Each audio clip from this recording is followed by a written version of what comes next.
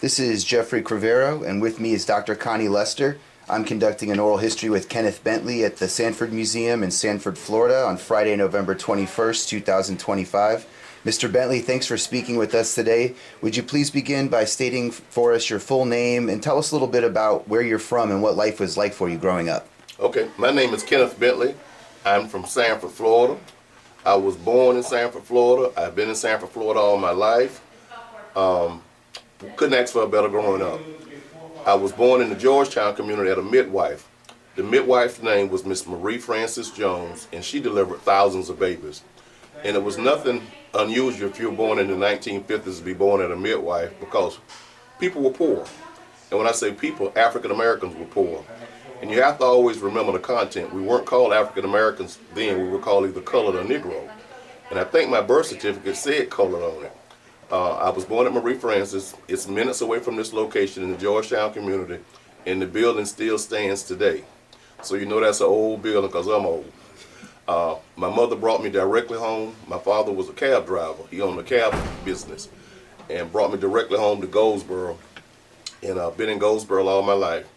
One thing that I do know is that when you talk about midwives and you talk about hospitals, people really don't know that it's a safe procedure and it's a commonly used practice, especially in poor areas in African American communities.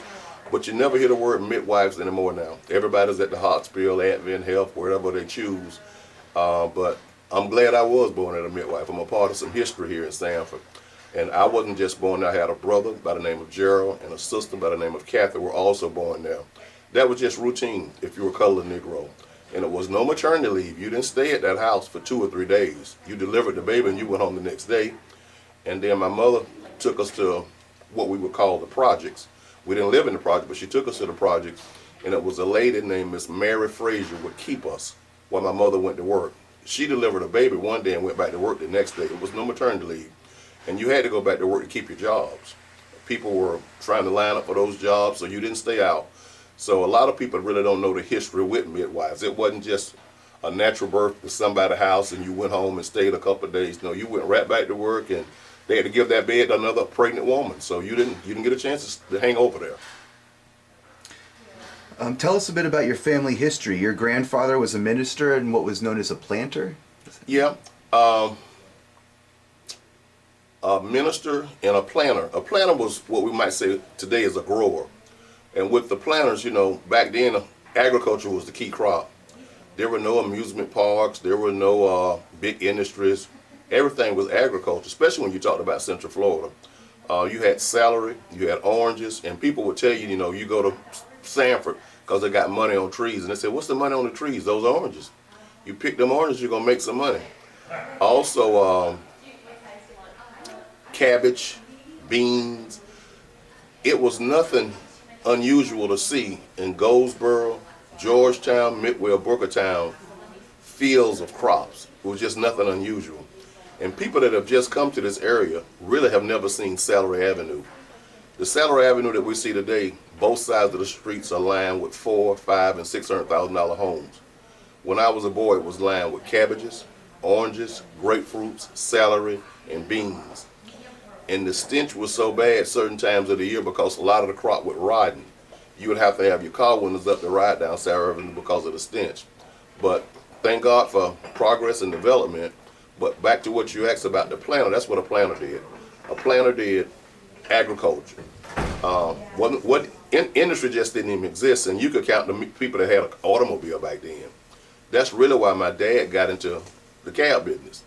A lot of people didn't have a way to work, so he got 1 or 2 cars, him and his brother.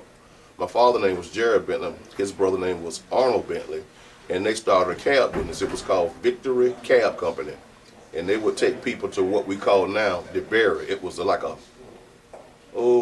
turpentine plant over there, and they would take people to work over there. They had different shifts, and that's how they made a living, and then they started taking people to work in Sanford. And you got to always remember, too, when my father had that cab company in the 60s, you could only ride with a colored cab driver. You couldn't hail a yellow cab and get a ride. You know, they're going to keep going because you weren't getting in the cab. So everybody that rode with my father was either colored or Negro. I really don't know if he ever had a white passenger. I really don't know. I really don't. But the grandfather, ministry, also I had an uncle, was a minister. His name was Robert Bentley. But Robert Bentley was a little, how would I say, he was a city boy. He wasn't staying in Sanford. So he matriculated to Philadelphia, Pennsylvania. And when he got to Philadelphia, Pennsylvania, he started this church. And then he had an idea. He said, the choirs in the churches wear robes. We order these robes. Why don't I turn the basement into a robe manufacturer? And that's what he did. He had the first church in Philadelphia that produced robes. So all the churches would order their choir robes from him. And he got to be real popular. Everybody knew Pastor Bob. Got to be so popular he got a driver. And that was unheard of back in the 60s and the 70s. He didn't even drive himself anymore. He had a driver. So that was really unheard of.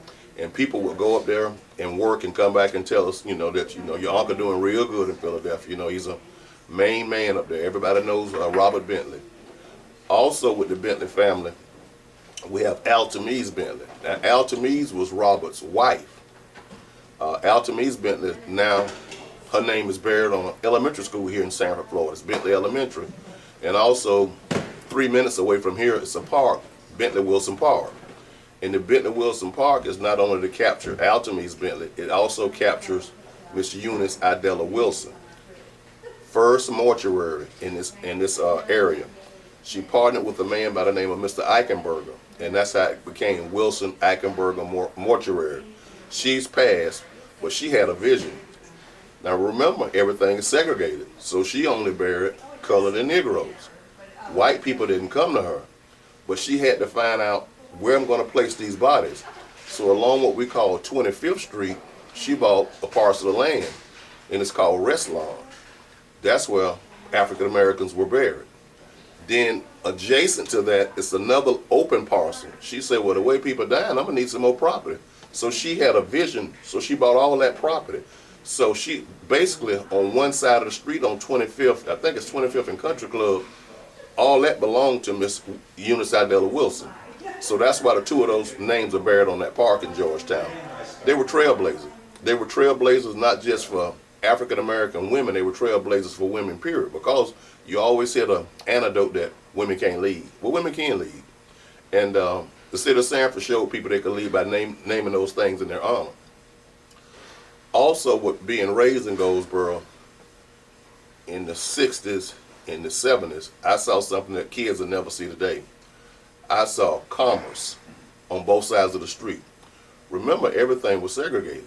So blacks spent their money with blacks. Whites spent their money with whites. If you start at 1792 in what we called 13th Street and come all the way back to Crooms Academy, you saw businesses and homes on both sides of the street. When I was a boy, it's now renamed Goldsboro Boulevard, but it was 13th Street when I was a boy. We had a car lot. It was Mixon Automotive. We, as kids, used to go and hit the hood of the cars and say, when I get to be grown, this is my car. When I get to be grown, this is my car. We would do that.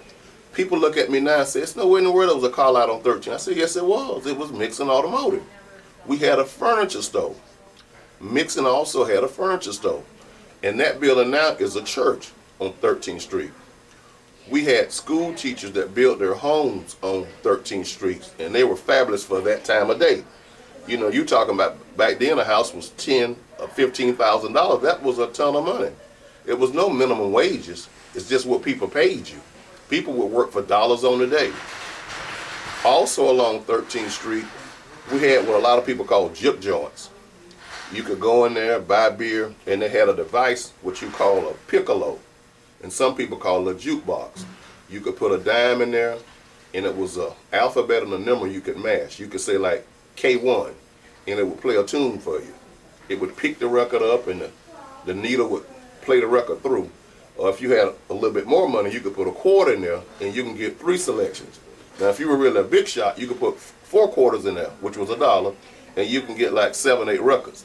And you could hear them on both sides of the street, just the jukebox just going all day long.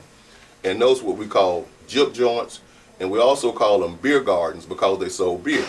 Now I don't know who came up with the name beer garden, but that's what we call them, beer gardens and juke joints. We had cafes. We didn't call them restaurants. We had cafes. One cafe was called Miss Fanny's. In the 70s, you could go in there and get a meal for $2.50. You could get a quarter leg of chicken, rice, gravy, macaroni cheese, peach cobbler, and cornbread for $2.50. I think $2.50 today will get you a Hershey bar with no almonds. I saw great things, and I saw African American men start businesses. So that's why I'm not shocked when I see people like Bob Johnson, who did BET, Magic Johnson, who's a part of the Dodgers and the Lakers, LeBron James, who has all these different businesses, and Tyler Perry, because I saw it as a kid. We had a Mr. Herbert Cherry. His building is still on Goldsboro Boulevard. It's called Cherry's Plaza. He was a real estate agent, a school bus driver, a barber, and a contractor in the 60s. We had a laundromat. It was owned by Mr. John Daniels.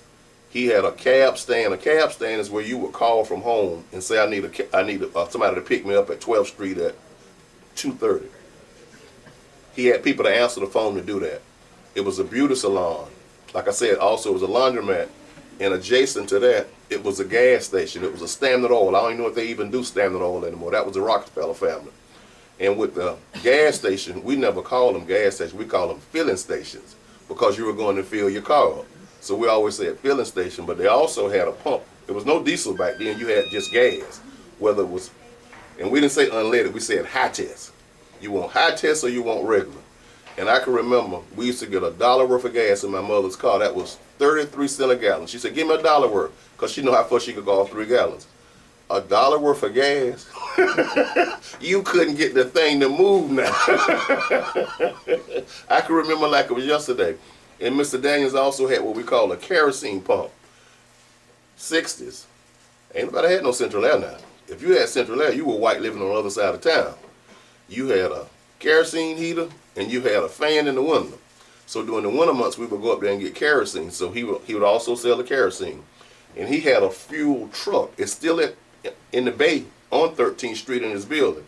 He would come house to house and put kerosene in your tank to keep it warm for the winter. So he was way ahead of his time. But he was with Standard Oil.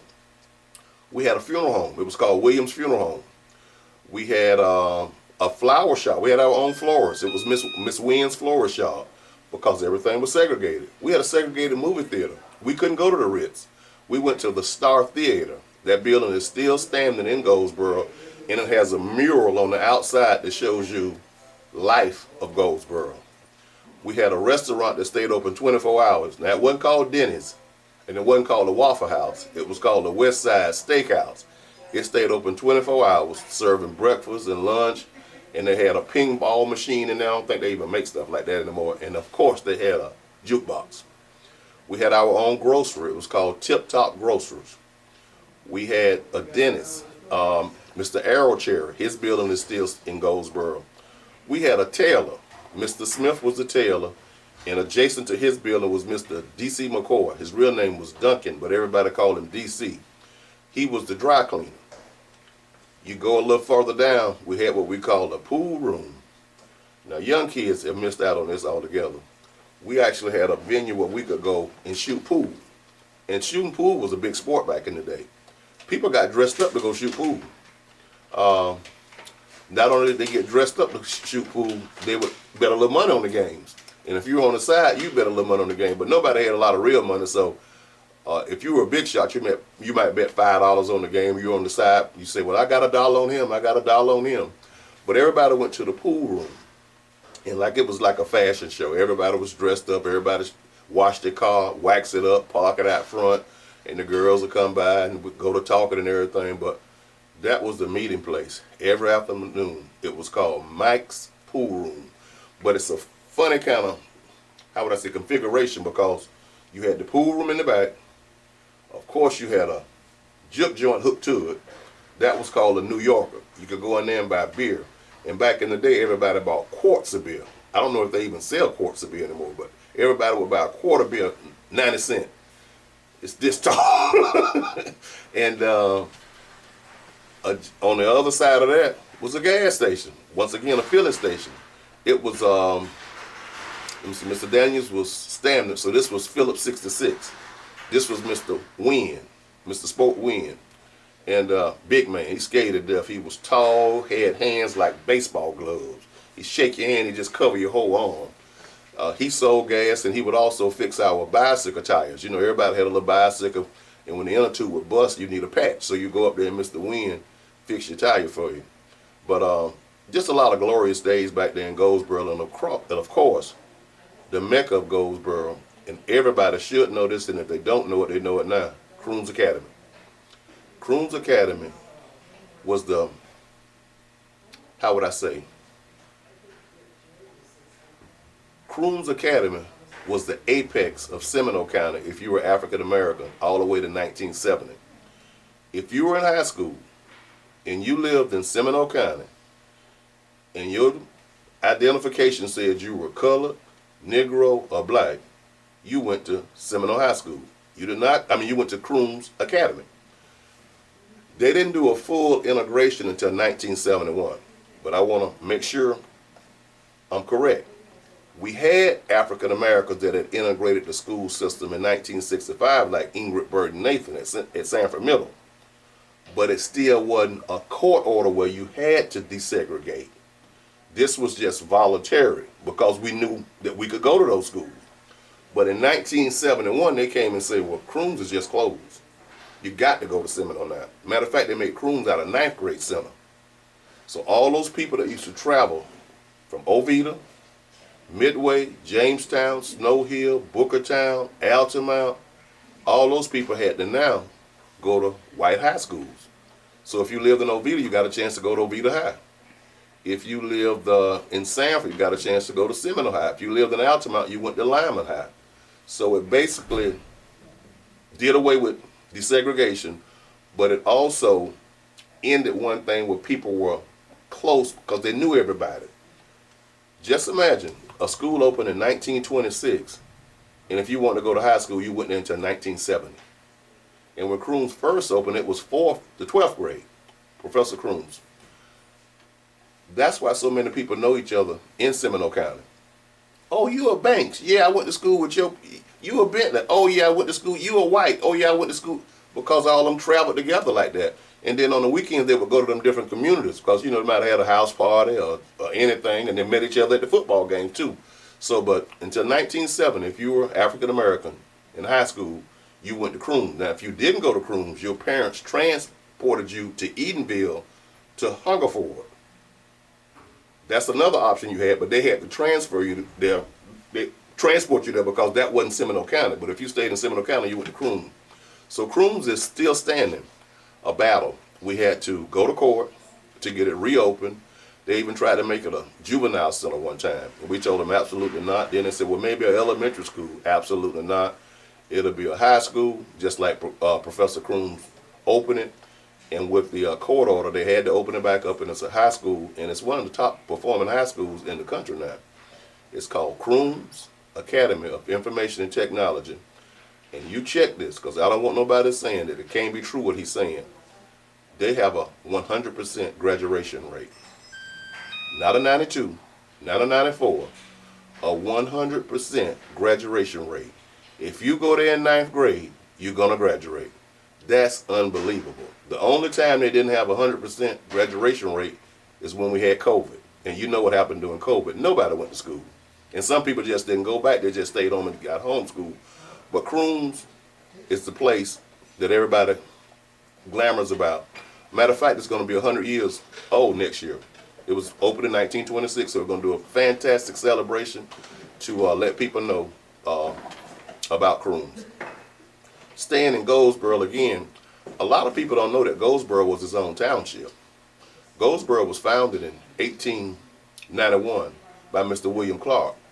2 years prior, his brother, Joe Clark, founded Edenville. So Goldsboro would be the second oldest African-American township if they kept their charter. I don't know if a lot of people know the city of Sanford had a mayor at that time by the name of Forrest Lake, who had some friends in Tallahassee, and he went to Tallahassee and he revoked the charter. He said that Sanford need to expand westward. Well, Sanford may have expanded westward, but you took my township. William Clark was the marshal and the tax collector. Mr. Matthews was the mayor. Castle Brewer was the pastor. 18 colored Negro registered voters formed that in 1891. When you dissolved it in 1911, you asked nobody nothing. They just found out about it when you came back from Tallahassee. And when you expanded westward, it's not like you did the town any favor. You didn't bring anything with it. You just had Goldsboro now part of Sanford. You didn't give them the same amenities that you gave the other part of Sanford. So got nothing out of that deal, but just got robbed as far as heritage and also generational wealth. And when we talk about generational wealth, you didn't have anything to pass down because you lost everything. You lost everything. Also in Goldsboro, it's an A-rated elementary school. And that's where I got my foundation at Goldsboro Elementary. When I went to school, it was segregated. When I first saw a white classmate, I was in 6th grade. That's when they came up with the concept, it's time to do away with junior high and we'll call it middle school. But we saw white students when we got in 6th grade. We thought we would never see them. We just figured we'll go to Goldsboro and then it'd be time to go to Crooms. So with Goldsboro, we had a different kind of teacher. We had like a mother hen. They could discipline us. They could pull you by the ear. If you came to school and your hair wasn't combed, they had a comb in the desk drawer, and they brought you there and put you between your legs, and they comb your hair in front of everybody so you know tomorrow to comb your hair because you're going to get embarrassed again. That's the best thing could have happened to us. And also with our teachers, they lived in the neighborhood.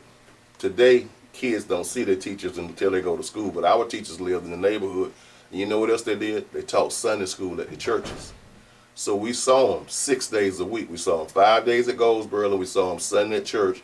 And then we could ride by their houses. We could see them watering their yard. We could see the husband washing and waxing the cars. And those were people we wanted to grow up to be like because those were good role models. And they taught us that we were somebody. And they also taught us to never take excuses because life don't accept excuses. Life does not care because you're black. Life does not care because your father died. Life does not care because you grew up in a housing project. Life doesn't accept excuses, and we remember that till today. I can remember my teachers. 1st grade, Miss Franklin. 2nd grade, Miss Bentley. 3rd grade, Miss Clark. 4th grade, Miss Daniels. 5th grade, Mr. Swaggerty. When you can remember that far back and remember the people, remember how they look, they made an impact on your life.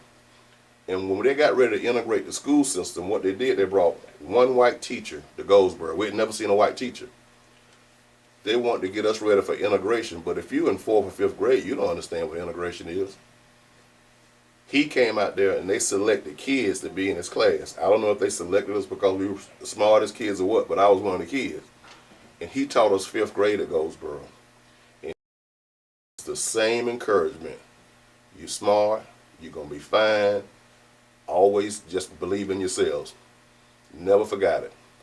Mr. Swaggerty was one of the most influential people that have ever been in Goldsboro, and he was white.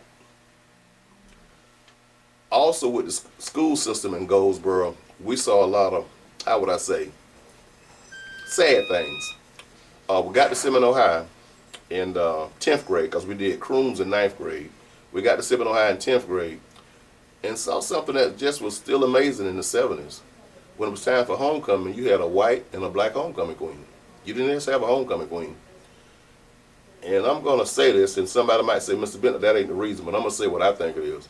They were so scared that a black lady would represent Seminole High, they bought insurance. They said, let's have a black one, let's have a white one. Now, this in the 70s. This ain't in the 30s or the 40s. A black and a white homecoming queen. So we had 2 homecoming queens. And I'm saying, And something that happened the year I graduated, and they can never, ever, ever make me believe anything other than this. It was time for valedictorian. And everybody know that valedictorian is basically the person that, I won't say the smartest, but had the best grades or whatever, you know what I mean. When it came time for valedictorian and salutatorian, they didn't do that my graduating year. My sister Kenneth Bentley should have been the valedictorian of our class. All the way until the year we graduated, they changed it. They came up with top 10 seniors. The powers to be. Back then we had a bank called Flagship Bank. I won't name the people. We had a Flagship Bank. We had a Chamber of Commerce. And they had a little club they used to go to right around the corner. It was called Club Luau. All the big shots would go there, but most of these people worked the Flagship Bank. They were on the Sanford Chamber of Commerce, and they owned businesses downtown. They came back with an idea, let's have top 10 seniors. If you got top 10 seniors, this black girl from Goldsboro won't represent the class. We'll just have 10 people to stand up and we'll give them a plaque, and we'll just say, these are the top 10 seniors for the class. How do you not have a valedictorian of the class? This ain't what nobody told me. This is what they did. This wasn't in the 30s or the 40s. This was in the 70s in Sanford. When they talk about America has a lot to get forgiveness for, they can't leave out Sanford and Seminole County. It ain't the same as it's been, but I've seen some horror stories in my life. So I can imagine with somebody with skin like this saying, well, you should have started 30s or the 40s or the 50s. Because this was in the 70s. I can remember as a little boy, we had a police officer. His name was Sutton. And we had another law enforcement officer. His name was Mr. Brown. He was the sheriff. They couldn't arrest white people. They would have to call somebody and tell them, I got somebody here, but you got to come and arrest them. They just have to tell them, you got to stand there until somebody white come and put the handcuffs on you. Where they do that at? But a white could arrest somebody black. As I was saying as a boy, we didn't have the nerve to held down a yellow cab. We know he wasn't going to stop, first of all. Second of all, you had enough nerve to open the door and get in there because you were told you can't get in that car. The Ritz Theater, once we stopped going to the Star Theater, the segregated theater in Goldsboro, we started coming to Georgetown at the Ritz. And we were welcome with, you come through this way. If you go to the Ritz right now, it's a narrow alley between the Ritz and the next building. We would go there and go up them steps. It was no covering, so if it was raining, you got soaking wet when you went in there. We would sit in the balcony. Whites would sit in the mezzanine. And while we were in the balcony, all the snacks that were maybe outdated or weren't favorite snacks down there, that's what they would bring up there for us to eat. I could remember them popping the popcorn downstairs and putting it in bags to bring it up there to put it in trash bags, to put it in regular bags to get us. And when I say trash bags, they weren't nasty, dirty, brand new bags, but that's how they transported it up there. The French fries, I remember French fries, the little theater candies, but I can always remember going through that little entrance, and my brother was older than me. I said, Gerald, why we got to go through the side door? He said, we color. And me and my sister would follow him, and we would go right up the stairs and go and sit in the balcony. And certain days during the week, you could go in there with Topo-Cola bottle tops. Sanford had a knee-high factory. It was on Pecan and maybe 8th Street. The building is still there. And they would sell Topo-Cola. The soda had to be this tall. It was almost taller than me and my sister. Cost like a nickel, and you take the bottle back and get 2 cents. You save the tops, and you could go to the Ritz certain days of the week. And it would be packed those days we would go. And that's what we would use to go for an admission, but you had to buy your own snacks and everything. But we could see the white students just walk right through the front door of the Ritz, and we crawl through the side and go upstairs. Then later, J.C. Penney's and Publix got together, and it was also a drugstore used to be called Eckert's. They built this plaza on 1792, and when they built the plaza, they put a movie theater in there called the Rocking Chair. So all the whites started going to the Rocking Chair. So then guess what? We were welcome to come through the front door of the Ritz. The owners, oh, y'all can come through the front door. Yeah, I guess so. You done lost all your business to the new movie theater with the nice seats and the big screen. So now we okay to come through the front door. So we were glad to go through the front door. So basically the Ritz became almost like the Black Theater because of the new development out on 1792. As a boy, growing up in Sanford, when it was time to get school clothes, we would go downtown Sanford. And I don't have to make anything up for people to say, wow. But it was a wild moment. We would go in stores. And I named the store. It was Manuel Jacobson's. I didn't try on school clothes. I got the pants and put them on the side of my waist. And the white lady said they're long enough. They didn't let you try those trousers on and put them back for somebody else to try on. But white kids could try them on to make sure that was the right fit. Put them on the side of your waist, and she said they're long enough. And most of the time, since we were poor, you would lay the clothes away. I don't even think they have that word anymore, layaways. And we would lay the clothes away because school started the second day, the Tuesday after Labor Day. So you might go there, July or August, but you didn't start school till the Tuesday after Labor Day. And you were still growing. So the pants that were nice, when you put them on the side of your waist, they're a little short now. But you can't take them back. The lady would say, well, just take the hem out. They'll be a little longer then. They'll be a little longer then. This happened. Manuel Jacobson department store. And I went to school with their kids. Another part of the family was called the Tettenbaums. Now, darn night, we would let you put your foot in the little mechanism to see what size shoe you wear. So we did get the right size shoe because he would let you put your foot in there. And then we had Cowan's department store. We had Army and Navy. Most of the time you could try on stuff at Army and Navy. That was just a different thing. But on on First Street, no, you put them on the side of your waist and she tell you they're long enough. And they even had a lady in Manuel Jacobson. She basically waited on the colored customer. Her name was Miss Katie Robinson. She would wait till somebody colored a Negro came through the door and she would walk over and say, can I help you? But the white lady was standing like this all day long. Now, if Miss Robinson wasn't in there, she'd come and help you, but she had an attitude. I'd never forget her face. You know how you see the sign of Uncle Sam, we need you now? I can see her face saying, you can't try them on.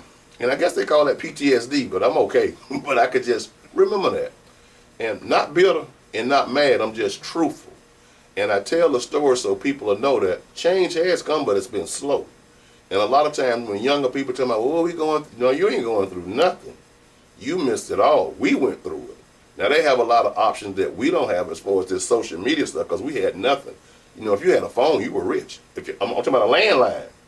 Cell phones weren't nowhere in the book. You had phone booths, and if your parents had a little money, you had a landline at the house.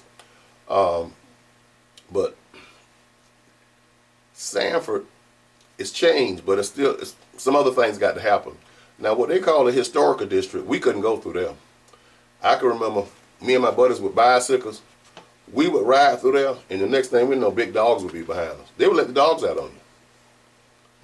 Palmetto, Oak, Magnolia, all that was considered the historic district, and if those people owned a dog, they would hit them on the butt and say, get them, and we just take off on the bicycle. We thought it was funny because we were young, but you got to be a mean-spirited person to put your dog on a child. What if the dog would actually bit one of us and we'd have failed and he jumped on us and attacked us? Now, they weren't pit bulls, but they were big dogs. Back then, German Shepherds were the dogs. And they would do that. It's just places you didn't go. As a little boy, the restaurant is still open. They call it the Farmer's Market. It's on the corner of 1792 and 13th Street. When I was a boy, they called it the Day and Night Grill. And I can remember my father going up there to pick my mother up. She was a cook up there. And she would come out the back door, and I would see people come out the front door. I said, Daddy, why Mom always come out the back door? She said, we colored. And they had a little window where you went and got your food if you was colored. And you went back to your car. You could sit in your car and eat it, but you couldn't go in that place. This was in Sanford. This wasn't in Selma, Alabama. This wasn't in Montgomery, Alabama. This wasn't in Money, Mississippi. This was in Sanford. So I saw all of this stuff.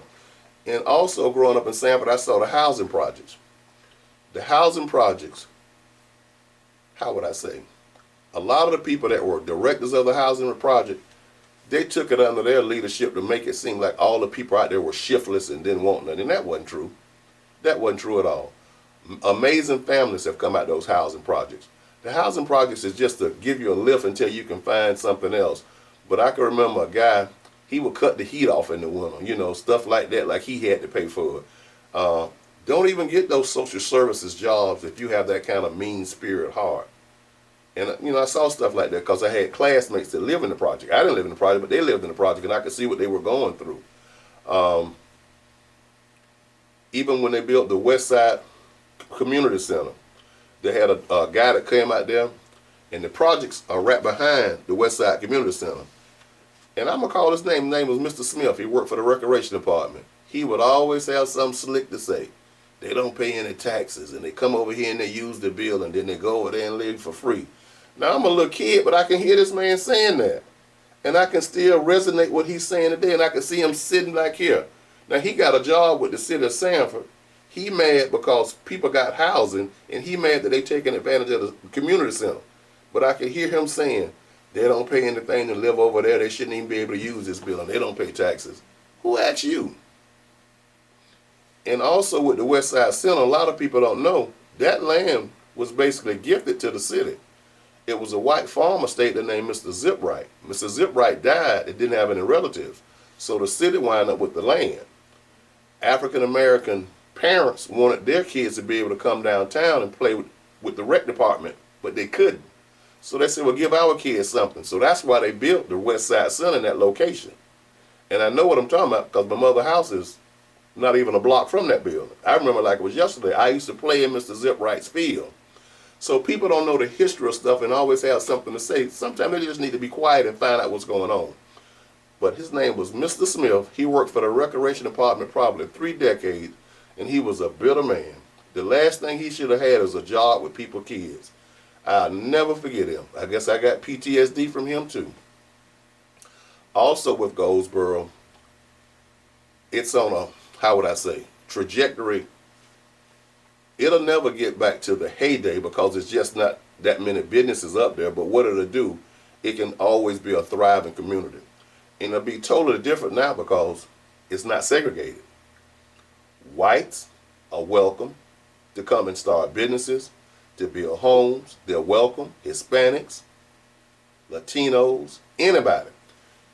One thing about Goldsboro, if you can afford it, we welcome you. Positive business. Now, we don't want another liquor store. If you got a liquor store, you're not welcome. If you want to open a pawn shop, you're not welcome.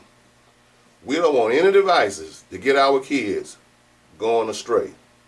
And how would I say, traditionally, when you find a liquor store, a pawn shop, a payday loan place, you talking about African American communities. Now, I'm just being truthful. You can go around the country.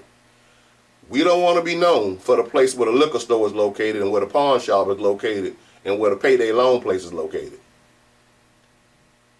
Bring us a Chick-fil-A. Bring us a museum. Bring us a bookstore. The same amenities that you take to other communities, that's what we want. Yeah, we don't want another liquor store. We don't want a pawn shop. We don't want a payday loan place. We just don't even want it. And also with Goldsboro, we want people to know the history. We got kids that are born today in Goldsboro and go to Goldsboro Elementary and go to Crooms Academy and don't know that it was once a township. You got to know the history. When you know that 17 or 18 registered voters in 1891 had the courage and the tenacity and the education to be able to form this community into a township, you should say to yourself, in 2025, ain't nothing I can't do. Can you imagine in 1891 being colored or Negro, telling somebody you're going to start a town and slavery ended 30 years ago? You had to be God sent. I know they had to be scared to death. I know they say, well, when we go to sleep at night, we don't know if they're going to burn the town down or not. Because they did that. You know, we had massacres everywhere. We had the massacre in Arkansas. We had the massacre in New Orleans, Rosewood, which is in Florida, Ocoee. You had to be scared to death. It took a group of men and women to really believe in God and to believe in this is what's right to even establish Goldsboro. And also with Goldsboro, it's so many heroes, but it's 2 or 3 we just can't leave out. We can't leave out Dr. George Starks. George Starks, when I was a boy, was either the color of the Negro doctor. He waited on everybody in Seminole County. He wasn't planning to come to Sanford. He went to Meharry Medical School, and he was going to go to Lake County to a job that had opened up, and somebody said they need a colored doctor in a town called Sanford. And that's how we got Dr. George Starks, and he's one of the greatest things that have ever happened to Sanford. We have a park in the Goldsboro community named that in his honor. It's the Dr. George Starks Park. It's adjacent to Monroe Landing Apartments.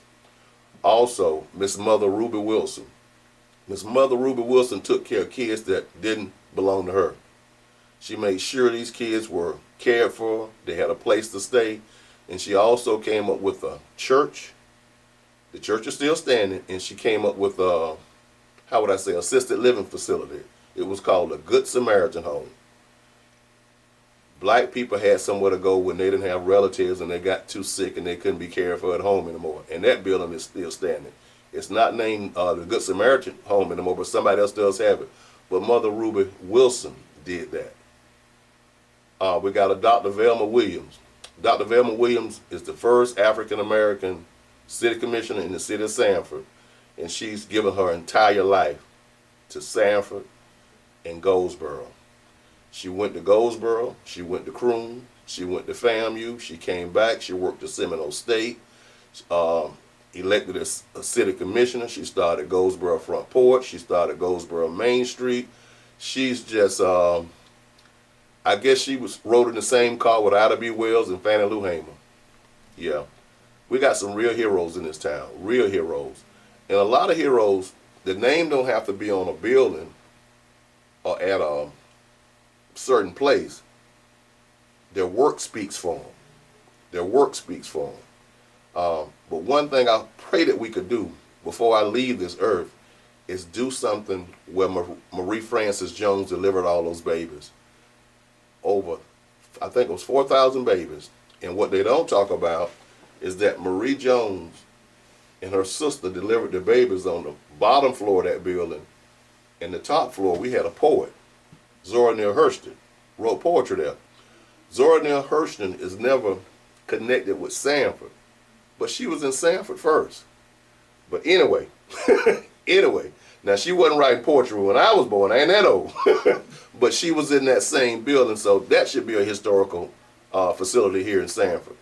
But I could go on and on with heroes, and a lot of times you don't want to name people names because you leave somebody out, but a person like me has no excuse for not being successful in Sanford because I saw heroes in Goldsboro. I saw men with businesses and took care of their families and sent their kids to college. I saw Herbert Cherry, I saw John Daniels, I saw Oscar Murphy, I saw Mr. Pringle, I saw Mr. King, I saw Mr. Lamb, Mr. Johnson. I saw men in the community, and the pastors were men in the community, and the churches really nurtured us. We didn't just go to Sunday school. Our parents stayed in Sunday school with us. Then we stayed in church. Then we came home, we changed the little clothes we had, and we went back to something called Baptist Training Union. We didn't get in trouble the kids get in today. Now, I'm not turning into a minister, but they might need to go back to Sunday school and Baptist Training Union because we didn't get in trouble, they get in today. But it was just nice growing up in Goldsboro, and Sunday was the show day. If you had turned 15 and had got your restrict license, your mother would let you drive the car home from church, and everybody would be on 13th Street, and you just go, you had to smile just as big, and oh, you were in there. And thinking of the prices of stuff, like I said, the top of cola was 5 cents. You take the bottle back, you get 2 cents. Cookies were what we called 2 for a penny. You get a guy a penny, he give you 2 cookies, and they were like this. They call them big wheel cookies. We had rock and rolls, Chico sticks. We had honey buns. A honey bun was a nickel. I think a honey bun now is $3. We had big candy bars for 5 cents. We had a place called Snorky's. Snorky's was a convenience store, and we would go in there. They'd have the ice cream in the tub, that good old-fashioned ice cream, and she would scoop it out and give you 2 or 3 scoops for a dime. We had everything you could imagine. We could buy hamburgers for 15 cents. I'm talking about Whopper hamburgers. The best life of anybody growing up. Now, some kids had different lives growing up because their parents had to go on what we call a season. During the summertime, it was nothing to do here. Most of these families would get on buses. And I'm not talking about Lynx buses. I'm talking about wore out school buses that they might have bought at an auction, or either put them in the back of tractor trailers and haul them up north to go to places like Penn and Geneva, New York to pick apples, pick cherries, or you go to the Carolinas and do potatoes and stuff like that. And those kids would stay going the whole summer. It was called going on the season. And they would live at a place they called a camp. And they would work with their families. And when they came back, it would be probably October. We started school the Tuesday after Labor Day, so we would see them again in October.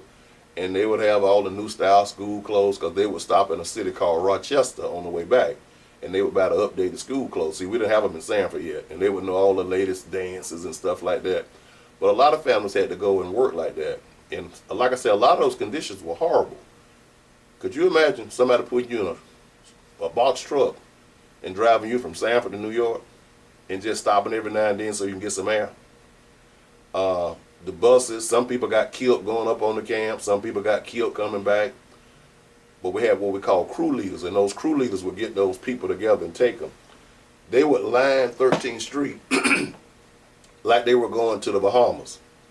People would come up there with luggage and stuff and wave them off like they were going to, to fight the war for us. And some people be crying because they know they wouldn't see them for a couple of months.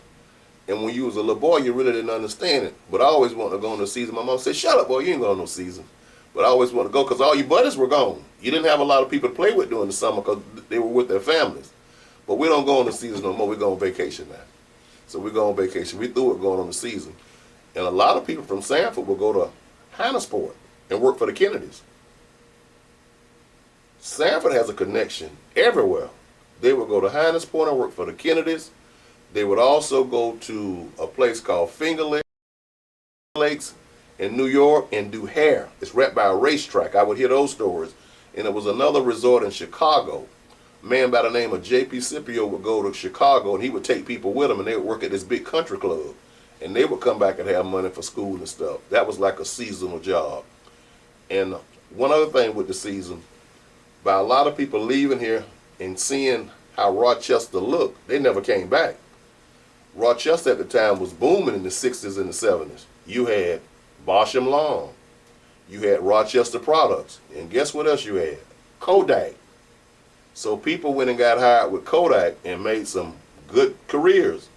It's not like it used to be with just taking pictures with the camera, but Kodak was it. People would leave here and go work for Kodak for 20 and 30 years. So the Rochester connection and the Sanford connection is key. And when people were in Rochester coming back home, they would always say, "I'm going back to Bo Key." Sanford has the nickname Bo Key, and you'll get two or three people will say two or three different things. But mostly when you talk about Bo Key, it was people trying to catch the train without paying, what we call it hitchhiking, or some people might say hoboing, and they would say, "Where's the destination?" Bo Key, so everybody knew you were from Sanford because he's trying to get back to Bo Key. And the train track was in Goldsboro. When they brought you back, you were on Pecan and maybe 8th Street. That's where they would let you off at, but that was the key word. If you were going to Sanford, you would call it Bo Key.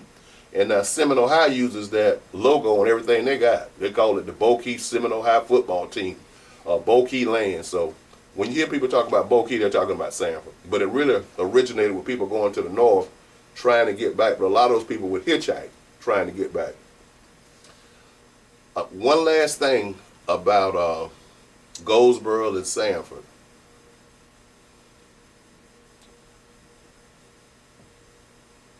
Goldsboro has to have more churches than anybody in the world. We got a church on every corner, and if that's what people want, that's fine. But we ought to be the most religious people that you can see. We have some churches in Goldsboro. A lot of the churches are over 100 years old, but we have some churches in Goldsboro. We believe in God, but we also have to believe in taking care of each other. We also have to believe in supporting each other. All that should come together, and we should also believe in making sure these kids have a better way of life. In order to do those things, we have to trust and believe in law enforcement. That's where I'm going now. It's one thing in the black community that we have to erase. And I'm black, so I can say this. We have to come along and say that we have to be in a partnership with law enforcement. If we don't, we're going to continue to see our kids get murdered or get involved with drugs. It's okay to know the policeman. It's okay to know the sheriff deputy. It's okay to see something and say something.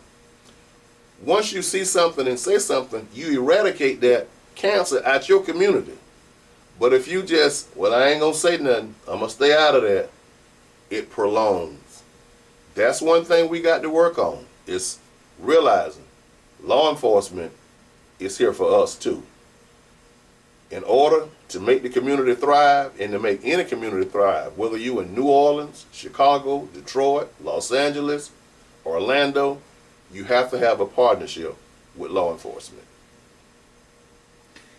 I did have one question about your mother. What do you remember about the work that she did, and what was it like growing up with the community historian? Well, my mother worked 3 jobs.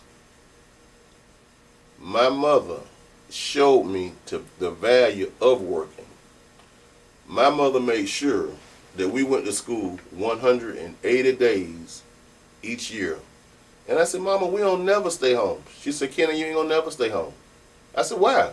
She said, if you stay home from school, you'll stay home from work. She embedded in us that perfect attendance in school and good grades in school would be a lifeline to having a good job and staying on your job. That's why when people say Altamise Bentley, Natharine Bentley, Sally Bentley, when they call those 3 names, you're talking about people that work for the school system over 30 years, 40 years. My wife, Dr. Barbara Kirby Bentley, 50 years with the Seminole County Public School System. It starts out training us up. My mother would not let us miss school for nothing. You went to school sick. I said, Mama, what we sick? You'll be all right when you get out of school. You're going to play all day. Never miss. Perfect attendance. And she always taught us, Mama, I know we used to clean a doctor's office. It's right down the street. His name was Dr. Luis Perez. He was a Cuban immigrant. We used to clean his office. I said, Mama, let's go a little later because I want to play basketball. She said, Kenny, you don't never put off something that you got to do for something that ain't going to matter. You got to do this because if you don't do it, he ain't going to pay us. Basketball ain't finna pay you nothing. You just want to play. So never put off something that's here that you need to go play. And I remember that today. That's why I don't have a problem with volunteering and working. People say, well, Mr. Bentley, when you going to retire? I don't have to retire. I love my job and I love working. It's embedded in me. If I retired, I wouldn't sit home anyway. I'd be at every school volunteering or an organization volunteering. She embedded that in us, and she embedded us to be somebody. And one thing she always told us, you're going to college. Well, Mom, I want to go. No, you're going to college. You have to go to college to compete with the world. It's not saying that you're smarter than anybody, but they can close doors once you say you ain't got a college degree. You want to make sure, Kenny, they can't never close the door on you. You got a college degree. I'll never forget that. She told me, she said, you're going. Don't worry about it. That's a door they can't close on you. And I know what she was talking about. Doors had been closed in her face back in the 50s and the 60s because of that. Well, I don't want to keep you all day. I could ask you a million more questions. Maybe we'll have to do a second follow-up oral history with you. But I wanted to give you the opportunity for any final thoughts. Is there anything else you want to add or expand on before we let you go? You can get me anytime you want me. This is a pleasure for me. And the reason it's a pleasure for me, something we've done in the African American community for too long and we got to stop it. We don't record history. We tell people what Big Ma said, we tell somebody what Papa said, and we tell somebody what our school teacher said, and then we let all those people die, and we have nothing to prove. Oral history is one of the most important things you can do, because you can pass it down to different generations, and people could put a face with that. Yeah, I know Mr. Bentley. I had no idea Sanford did this. I had no idea Goldsboro did this. It's a history lesson. You pass on the history. You don't let it die. We've let it die too long. This building should have stacks and stacks of oral history from the people that I've already named, but nobody recorded them. I'm so happy that you, UCF, and the Riches Project, and Ms. Connie Luster are taking the time to do this. This is important to me. When I'm gone, people can know the history, and they can know how far we've advanced. If you don't see any advancements, you don't know what you did. A lot of people have no idea about the connection with Rochester. Ever heard the word a midwife? Don't know birth certificate said colored in Negro. They have no idea. So oral history is just important. You got to be able to transport and translate it to other people. Just think if we didn't have the Harry and Harriet Moore Museum in Mills, we wouldn't know nothing about it. It's like a reenactment when you go over there. And then the history of that. You know, he died in Sanford. Harry Moore. Dr. Starks was the physician. And basically when they got him here, Dr. Starks said he was already dead. He just gave Miss Harriet Moore a sedative to calm her down. But he was already dead. He drove all the way from Brevard County. The history. Jackie Robinson got denied the right to play here in Sanford. The house where he stayed with the school teacher, Miss Brock, is still standing. The history.